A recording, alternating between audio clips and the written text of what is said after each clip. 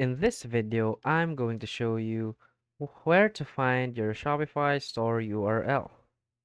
So please watch the video until the end and follow this tutorial step by step to avoid making mistakes. So let's get started. So first you want to go to your admin page on your Shopify. So this is your admin page, as you can see.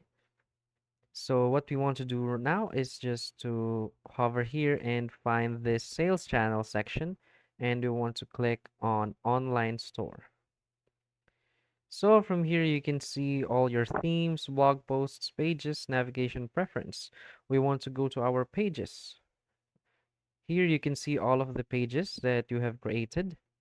So in my case, I haven't still created a page because this is just a tutorial and a trial account. So if you hover at this page, you can see there's a view page button right here. You just want to click it. And after you click that, you can just copy this URL at the URL box here. So that's how easy it is. If you find this video helpful, please hit like and subscribe. Thanks.